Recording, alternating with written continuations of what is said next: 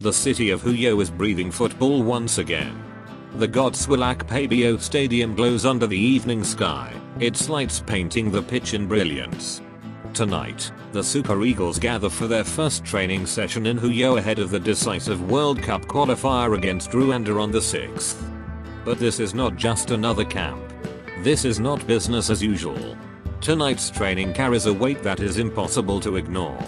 Nigeria's qualification hopes for the 2026 World Cup are hanging by a thread. The path is narrow, the chance is slim, but slim is not impossible. Outside the stadium, fans cluster around the gates. Some beat drums, some wave flags, others sing in voices that carry both hope and desperation. Super Eagles. Super Eagles echoes through the humid Huyo air. For these fans, this camp is more than preparation. It is reassurance. A sign that the team is not giving up, that the fight is still alive, that the dream of seeing Nigeria at the World Cup is not yet dead. On the touchline stands Eric Sekaushel, calm but commanding. This is not his first training with the team, but it may be his most important yet. Clipboard in hand, whistle ready, his eyes scan every movement. He knows what is at stake. He knows that history is rarely kind to excuses.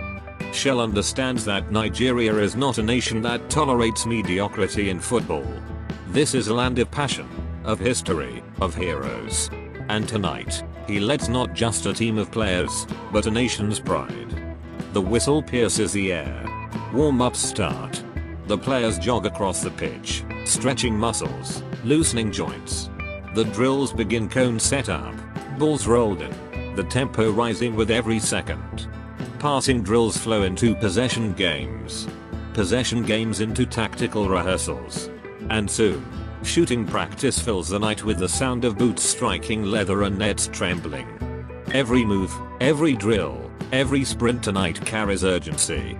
Because the Eagles are not just preparing for Rwanda, they are preparing for survival. Let's pause here and face the reality. Nigeria's position in the group is not ideal. Points have been dropped. Opportunities have been missed. Rivals are climbing, and the gap is tightening. The truth is this, the qualification opportunity is slim. Nigeria is not leading the group. They are chasing. The table shows it clearly. There is no comfort, no cushion. Only a narrow path, only must-win games. That is why this training matters. That is why Eric Shelley pushes hard. That is why every sprint tonight is not just about fitness, it's about redemption. On the 6th of this month, Rwanda awaits. And Rwanda will not come to Huyo as spectators. They will come hungry, they will come organized, and they will come knowing Nigeria's desperation. For the Super Eagles, this is not just a fixture. It is a crossroad.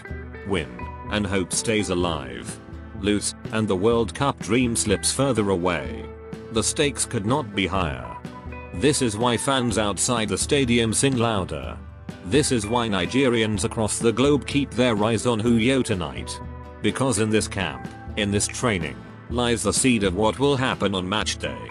Let's be honest, the road is tough. The qualification margins are small.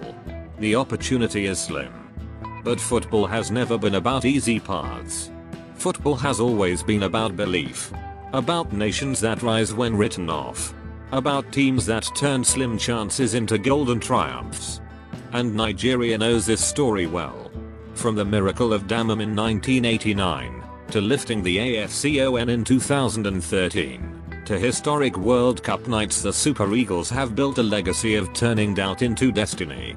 As training intensifies, Shell gathers the players into a huddle. His words cannot be heard clearly from the stands, but you can imagine their weight. This is our fight. This is our chance. Slim or not, we will take it. No excuses. No fear. Only fight. His gestures are sharp, his tone direct. This is not a coach asking for effort, it is a coach demanding survival. Watching the players move together, one thing becomes clear. They are not broken. They are not giving in to despair. Instead, they look sharper, hungrier, more determined. Mistakes are corrected with encouragement. Good plays are applauded. Communication flows, shouts, claps, hand gestures. This is a squad that knows they are fighting for something bigger than themselves.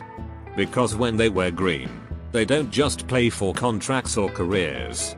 They play for the market women in Lagos, the schoolboys in Enugu, the fans in Kano, the diaspora across London, Houston, Johannesburg. They play for Nigeria.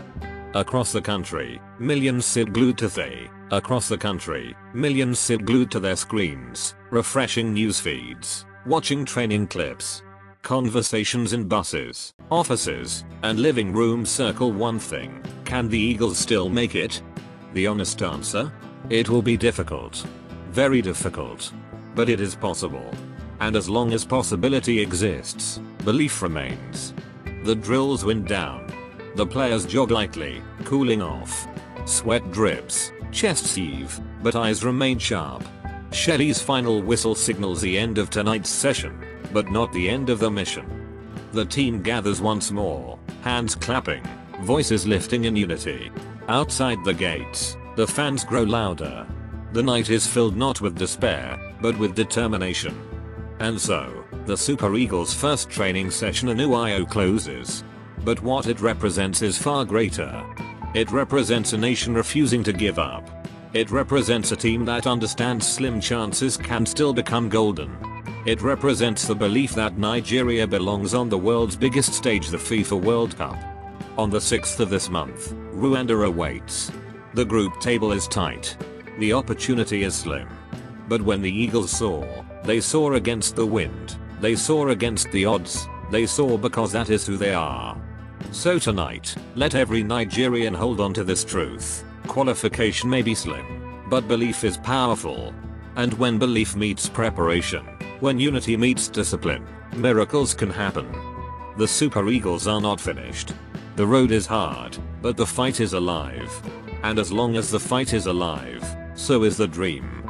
Because Nigeria does not bow out quietly. Nigeria does not surrender. Nigeria rises. Nigeria soars. And Nigeria believes.